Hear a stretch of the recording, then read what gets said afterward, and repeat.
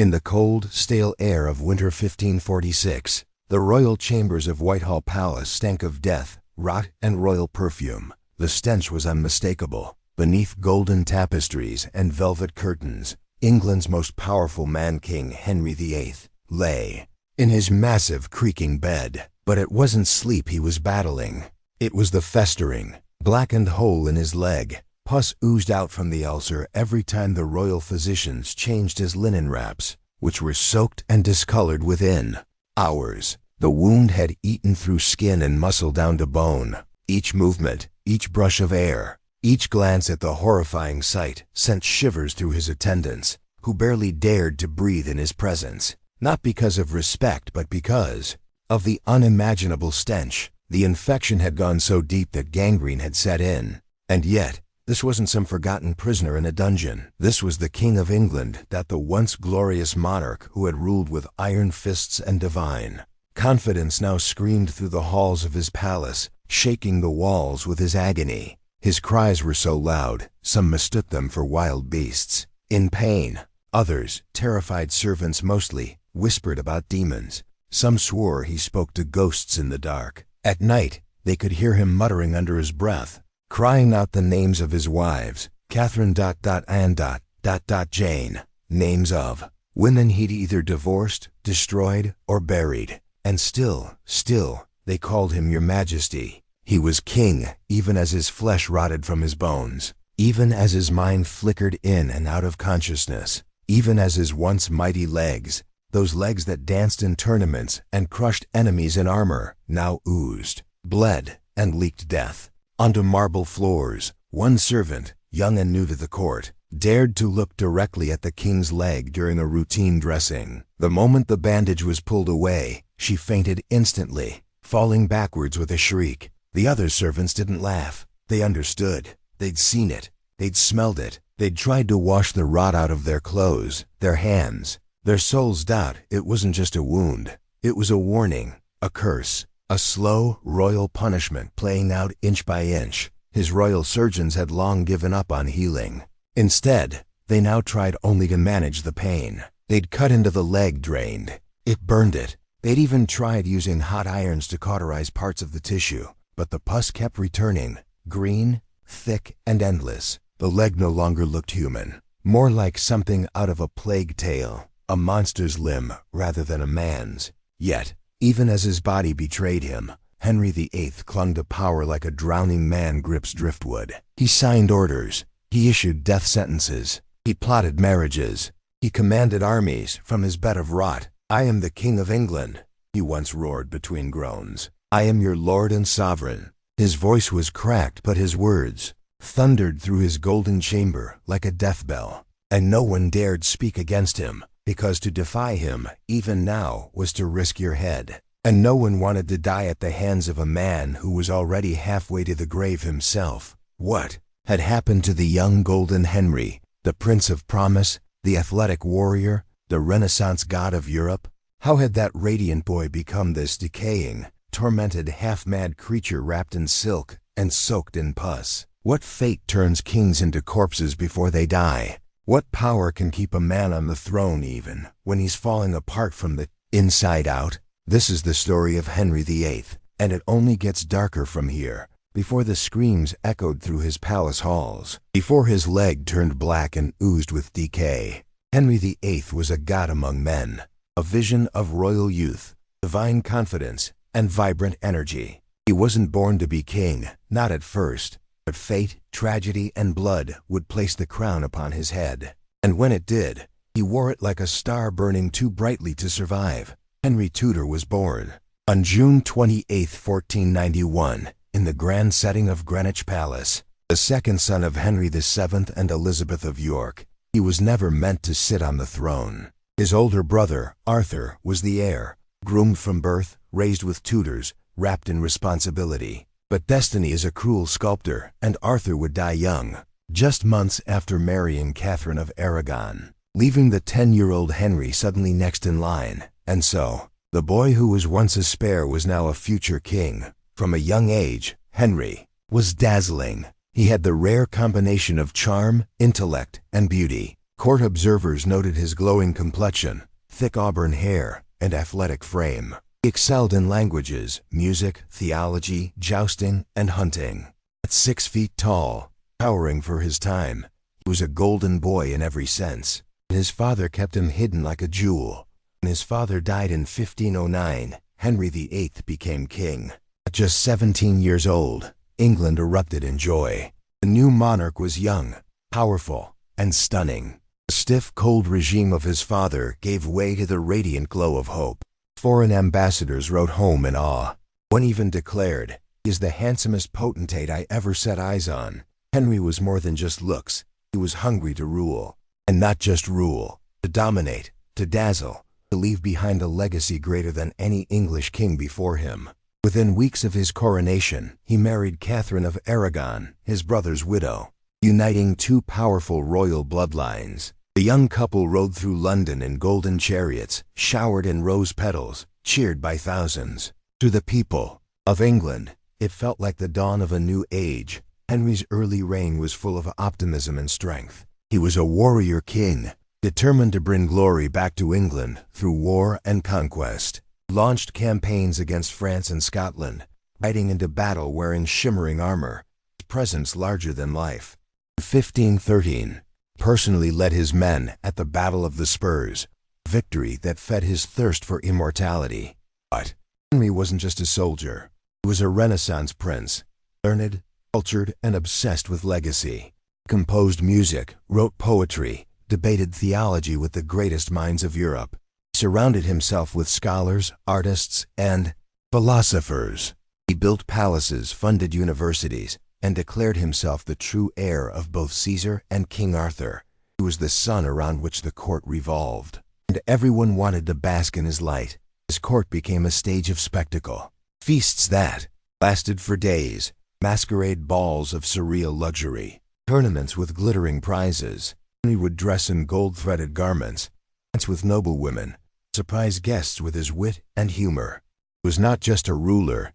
Was the embodiment of power, masculinity, and divine authority. Yet, for all his brilliance, a shadow was beginning to grow beneath the throne. As Henry aged into his 30s, an obsession began to consume him. Heir, son, living male legacy to carry his name, his bloodline, his divine right to rule. Catherine of Aragon, though beloved, bore him only one surviving child, a daughter, Mary. Every miscarriage, every stillbirth chipped away at Henry's joy. What had once been a perfect marriage turned into a bitter wound. Henry was not a man who could tolerate disappointment. As years passed and the cradle remained empty of sons, his patience with Catherine wore thin. The golden boy of England, once adored as a paragon of loyalty, began to drift toward dangerous thoughts. He questioned whether God had cursed him, whether his marriage was doomed, whether his very legacy was slipping through his fingers. Around this time that a new figure entered his court. Anne Boleyn, young, clever, and bold. He refused to be just another mistress. He wanted the crown. Henry, now nearly 40, still proud, still powerful, captivated by her fire. The church would not allow him to divorce Catherine. Pope refused. Henry VIII, the once devout defender of the faith, now did the unthinkable. Turned against the Catholic Church. He broke from Rome, declared himself head of the Church of England. For the first time in history, the English crown defied the Pope's authority. It was an act of seismic rebellion, a shift in power that would alter the course of Western civilization. Because Henry needed a son. For a time, he believed Anne Boleyn would give him one. This was Henry VIII at his peak, burning with passion, challenging empires, changing faiths, marrying and discarding queens. He reshaped England's religion, rewritten its laws, and crowned himself not just king, but living vessel of divine power. On the outside, he seemed unstoppable. Mighty Lion of England, king who bent the church and world. His will, monarch so powerful, so magnetic, that the world dared not whisper his flaws. Cracks had already begun to show. Beneath the crowns and cloaks, beneath the marble floors of Hampton Court, beneath the polished portraits and glorious pageants, something had started to rot. It began with small things, mood swings, bursts of rage, paranoia. Came the physical pain. Jousting injury that left a deep mark. Wound never quite healed. Infections lingered. Once athletic body began to swell, slow, and suffer. Golden Prince was starting to fade. No one dared say it out loud, not yet, while the king still danced. The man who once leapt onto horseback with the grace of a stag could now barely walk without help. The decline of Henry VIII didn't begin with a sword, or a rebellion, or poison in a goblet. It began with something far more ordinary. A horse, a tournament, and one catastrophic fall. It was January 24th, 1536, a cold but festive day. Henry, now 44, was no longer the young warrior prince, but still clung to the thrill of battle. He rode out in full armor at Greenwich Palace, ready to joust, determined to show his court that his power, his strength, his legend, still lived. Beneath the steel, what happened next would change everything. Henry's horse reared violently mid-run. The king was thrown to the ground with brutal force. Accounts vary. Some say he was unconscious for 2 hours. Some whisper he stopped breathing. Others claim his servants wept, certain he had died on the spot. But whatever the truth, he did not die. He woke up, but something inside him had shifted. The wound was deep, tearing into his thigh. An old injury from 1525 had reopened, and now it refused to heal. Doctors tried poultices, oils, and prayers, but the leg swelled, then blistered, then began to fester. A wound that would never close, that would turn his body into a battlefield, and his mind into a prison. This was no longer the Henry of legend. Gone was the lithe, glowing prince who once danced in golden slippers. Now he limped from room to room, groaning under the weight of infection and shame. His armor gathered dust, his paintings grew outdated, and beneath his robes, the pus began to seep. But while his body faltered, his fury grew sharper. In the very same month as his fall from the horse, another fall occurred, this time one that would shake the very pillars of his reign. Anne Boleyn, the woman for whom Henry had torn England from Rome, suffered a miscarriage. Worse still, it was a son. The whispers began instantly. Some said it was a sign, a punishment from God. Others said Anne had bewitched him, that she was cursed. Henry, desperate for an heir, humiliated by his injury, enraged by his body's betrayal, turned cold. Just days later, Catherine of Aragon died, the wife he had cast aside. And just as her body was lowered into the earth, Anne Boleyn's world began to unravel. Henry turned on her with terrifying speed. Within weeks, she was accused of adultery, incest, and treason. The court that once admired her now became her executioners. In May 1536, Anne was beheaded at the Tower of London, her slender neck struck by a French swordsman brought specially for the occasion. She died alone, and Henry remarried just days later. This is where the true decline begins, not just in Henry's leg, but in his soul. The irony of it all was grotesque. The man who had shattered kingdoms to marry Anne Boleyn now cast her off like rotten meat, her blood still drying on the executioner's blade, while Henry feasted at court with his new bride, Jane Seymour. And though Jane would give him his long-awaited son, Edward, she too would die in childbirth, leaving Henry more powerful than ever, and more alone than ever. King became darker, fatter, colder, more dangerous. The jousting injury made him unable to exercise, and his once powerful frame ballooned. Some say he weighed over 350 pounds. His leg wound now formed ulcers that burst with pus, needing to be lanced daily. The smell was so foul that courtiers had to hold cloths to their faces in his presence. He screamed in pain, threw tantrums, and accused friends of betrayal. His paranoia reached terrifying heights. Old friends were dragged from court and beheaded. Thomas More, once his trusted advisor, was executed for refusing to support Henry's break from Rome. Thomas Cromwell, the very architect of Anne Boleyn's fall, was also beheaded, simply because a marriage he arranged displeased the king. Henry began destroying anyone who questioned him. He dissolved the monasteries, looted churches, and ordered thousands of monks, nuns, and priests turned into vagrants. Paintings were slashed, statues burned, relics destroyed. What once had been a beacon of Catholic England was now a bleeding, trembling shell. And through it all, his leg rotted, an open sore that refused to heal. His physicians wrote of deep tunneling abscesses that, filled with yellow fluid. Sometimes they would insert probes deep into his thigh, draining the infection with excruciating tools. The king would scream until his voice broke. No anesthesia, no mercy, no hope. His sleep became restless. He paced the halls at night, cursing the names of the dead. He grew obsessed with omens, dreams, and ghosts. He began to believe God had cursed him. His pain was divine punishment. Rather than repent, he ruled harder. He created new laws that made treason a matter of thought, not action. A whispered joke, doubting glance, poorly timed sigh, all could get you executed. England lived in terror of its monarch. And yet, he still demanded to be adored. He ordered new portraits, painted to show him not as he was, but as he had been. Artists exaggerated his shoulders, narrowed his waist, softened his swollen face. The myth must survive, even as the man behind it crumbled. The betrayal of the body, and of those closest to him, became Henry's quiet nightmare. Once, he trusted in love. Now he trusted only in fear. His fifth wife, Catherine Howard, was barely more than a child, but even she, in her innocence, would betray him. She was accused of adultery, and in 1542, she too was sent to the block. Witnesses described her crying, trembling, asking for mercy that never came. Henry never watched her execution. He was never the same again.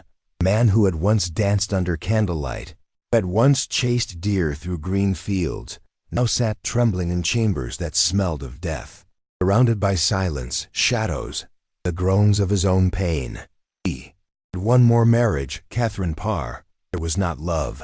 It was survival. She was more nurse than wife.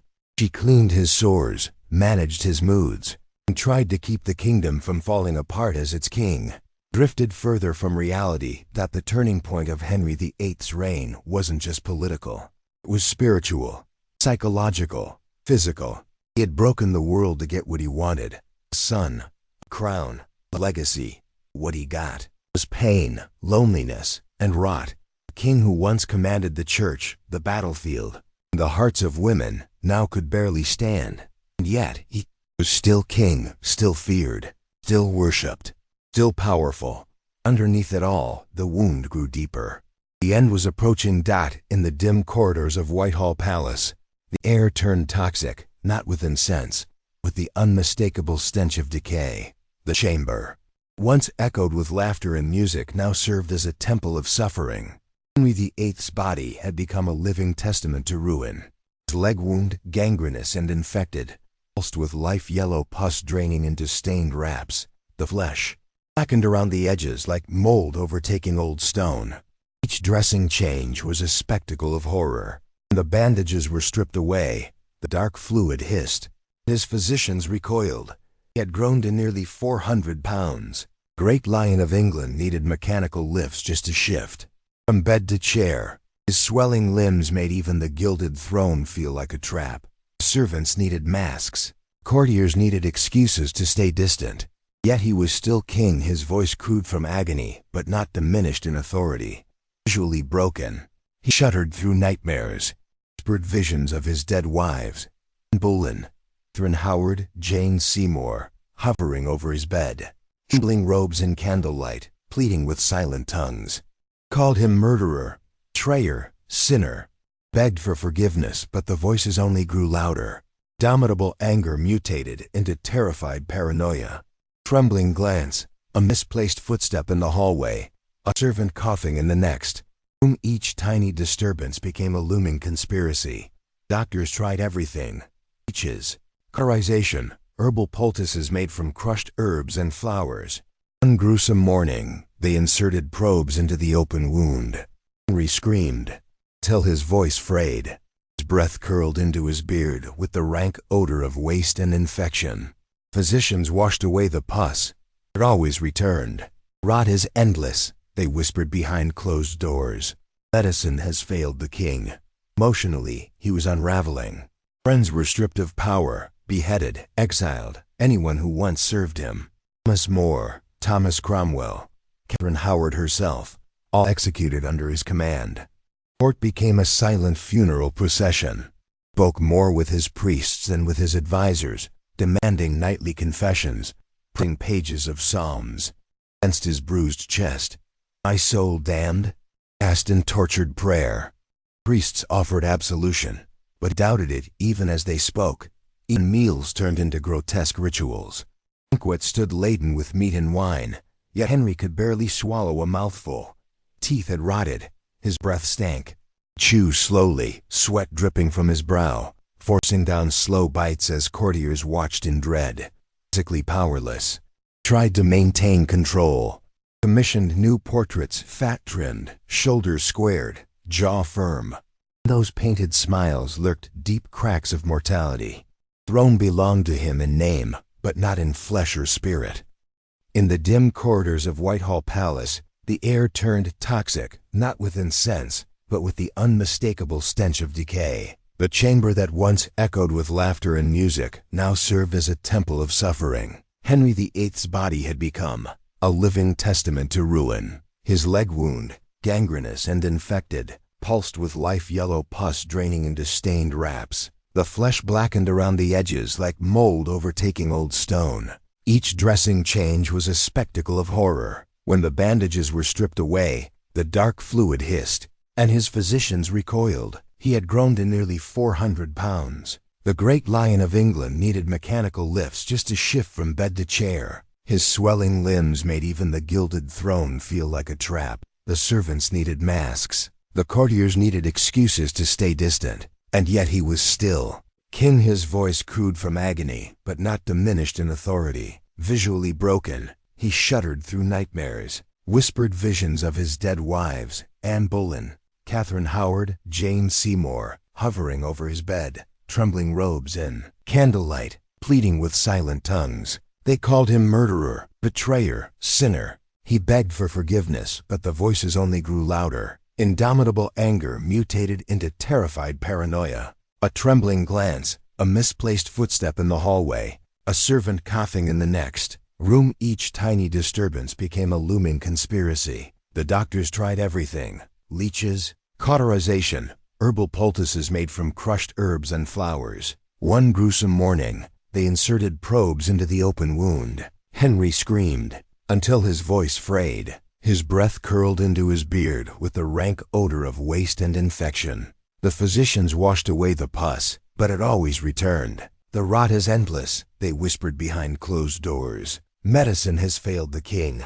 Emotionally, he was unraveling. Friends were stripped of power, beheaded, exiled. Anyone who once served him, Thomas More, Thomas Cromwell, Catherine Howard herself, all executed under his command. The court became a silent funeral procession. He spoke more with his priests than with his advisors, demanding nightly confessions, pressing pages of psalms. Against his bruised chest, "Is my soul damned?" he asked in tortured prayer. The priests offered absolution, but he doubted it even as they spoke. Even meals turned into grotesque rituals. Banquets stood laden with meat and wine, yet Henry could barely swallow a mouthful. His teeth had rotted. His breath stank. He'd chew slowly, sweat dripping from his brow, forcing down slow bites as courtiers watched in dread. Physically powerless, he tried to maintain control. He commissioned new portraits, fat-trimmed, shoulders squared, jaw firm. But in those painted smiles lurked deep cracks of mortality. The throne belonged to him in name, but not in flesh or spirit. He began to believe his suffering was divine. Punishment for dissolving monasteries, executing counselors, betraying wives, abandoning the church. He refused certain rooms, fearing they've been cursed. He kicked angrily at portraits of his past glory. He imagined demons in the dark, clawing at his sanity. His nights were spent clutching pillows, calling whispers into the air. "Anne, Catherine, have mercy." He lived in a palace that felt like a tomb. His body begged for release. His mind screamed for peace. His kingdom trembled under his legacy. He remained king, feared, obeyed, physically collapsing, mentally absent, yet unwavering in his arrogance. The rot had not only claimed his flesh, it devoured his kingdom's soul. And still he ruled. In the dead of winter, January 28, 1547, the heart of Henry VIII finally stopped its tortured beating. In the candlelit chamber, only the sickly flicker of flame illuminated the bloated, waxen face of a king whose empire had once stretched across oceans. He died not with majesty, but with pus still leaking from his leg wound, still tearing at his flesh even in death. The final breath slipped away in a muffled gasp, as though his decaying body whispered, "It is done." Even death could not hide the grotesque truth. The royal embalmer, horrified, reported that the body erupted with gases and black, oily fluid began to seep from the lead-lined coffin. When the vault at Sion Abbey was used to hold the coffin overnight, some servants recounted how stray dogs broke in and licked the foul liquid collecting beneath the casket. Historians might cringe at the detail, but the image burned like a curse. The king who had once ruled with divine decree now fed the street animals with his decay. In London and beyond, the bells tolled not in sorrow, but with cold finality.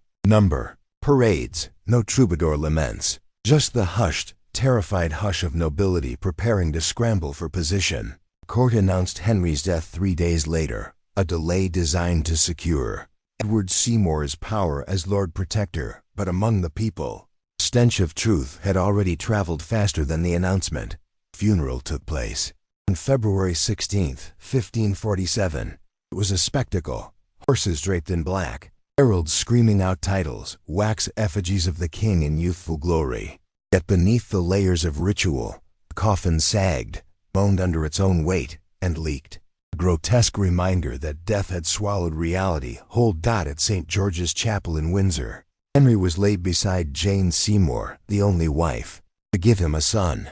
Yet even this act was drenched in irony. Jane had died young, in childbirth, and her tenderness contrasted sharply with the horror of Henry's final years. The mourners bowed, the choral voices soared, but the body within. The coffin began to emit a slow, sickening sound as internal pressure built. Some said the lead split. Some said fluid splattered quietly on stone. Somewhere amid that cold morning, dogs licked at the chapel's foundation, a final indignity. Ghost stories erupted almost immediately. Courtiers swore they saw a pale figure dragging a blackened leg down the corridors of Hampton Court. Actorous scents in the chapel would suddenly vanish, placed by the smell of decay on winter air. Some claimed to hear distant screaming at midnight, only for the echoes to vanish into empty halls. Henry's legacy unraveled alongside his body. The monasteries he had dissolved lay silent, stained with his name. Daughters he had cast aside remained defiant in the shadows of Protestant court.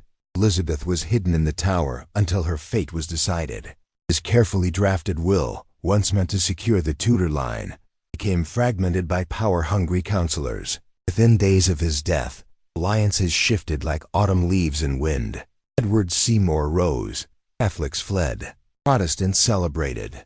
No one claimed Henry's moral authority, just his throne. In death, Henry VIII became both myth and warning. Lavish portraits painted before his decay became relics of denial depicting a strong, commanding visage that no longer matched man entombed beneath. Great monument he commissioned, a bronze equestrian statue. Life-sized figures of saints and soldiers would never be completed. Bronze was melted down during the English Civil War. Even his fantasies of immortal legacy melted into political expedients. Live longer enough, and his bones would be disturbed again. In the 19th century, during vault renovations, workers reportedly found the lead coffin split, bones still massive, the skeleton evidence of joint disease, obesity, deformity, and still, thick femur bore signs of deep infection. King had been a colossus in life and horror in death. Physical skeleton echoed the moral skeleton of his reign. Enormous, rigid, fractured, decaying from within. Lies a lesson bleeding from centuries. No crown, no sword, no fortress can shield a man from the rot of his own choices. No title, save a soul hollowed out by ambition, betrayal, or guilt. Henry VIII's body may have decomposed, but stories he created of power at any cost continue to corrupt and enthrall. The story of Henry does not end in his tomb. It lingers, not in stone or scripture, in the fragile shadow of what it means to be human. All his power, all his wives, his castles, and his commands, Henry did not conquer the most terrifying enemy of all, himself. built a kingdom around his ego, died imprisoned within it. In his youth, he dazzled the world, a golden-haired prince, athletic and scholarly, loved by the people and feared by foreign kings. With each decision born from arrogance, each marriage annulled, each friend executed, each enemy crushed, carved away the very soul he once inspired. King who began as a symbol of hope, ended as a living warning. Historians still debate his greatness. He a visionary who modernized England? Paranoid tyrant who tore it apart to satisfy his desires? Biographer David Starkey called him the most remarkable ruler ever to sit on the English throne, not because he was good, but because his impact was enormous and irreversible. Even Starkey admits he was both a monster and a master. Duality is what made him unforgettable. He was not merely evil, he was tragic, believed himself chosen by God, created a church in his name, defied the Pope. He reimagined England. As his body rotted, so did the illusion of divine favor. In the end, the man who thought stood above everyone else died beneath them, alone, bloated, in agony. Power deceives. Absolute power deforms the soul. Henry's story is not just about kingship, it's about the limits of control. He tried to control his wives, his court, his people, even time and death, but the deeper he reached, the more everything slipped away. His heir was a sickly child, his daughters exiled and scorned, his throne passed to strangers. His great plans for a dynasty crumbled into the dust of civil war and rebellion. And still, he never found peace. Not in life, not in legend. Look beyond the portraits, see the man. Behind the velvet robes and crown was a frightened, angry, wounded soul. A man who chased immortality and found rot. Legacy is a word often thrown around for kings, but true legacy lives in memory, not monuments. And today, Henry is not remembered for his reforms or treaties. He is remembered for the screams in the Tower, the blood in the execution yard, and the gangrene in his leg. His name conjures both power and horror. That is his eternal brand. He wanted to be God's voice on earth. Instead, he became a cautionary tale. The lesson is simple, yet searing. Power is borrowed, not owned. Fame is fleeting. And control, the drug of tyrants, always comes with a price. What remains after the crowns and coins are gone? Not titles, not palaces, just the truth, raw, undeniable. And that truth is this: even kings die, and some, like Henry, do not just die, they decay. In body, in mind, in memory. Let his story remind us all of the danger of unchecked ego, of the brutality hidden behind the silk of royalty, and of how no amount of gold can buy back the soul once it has been spent. 1,000 years from now, his palaces will crumble, his portraits will fade, but the stench of his end, both literal and moral, will remain, a part of our collective memory, because the most powerful death is the one that teaches the living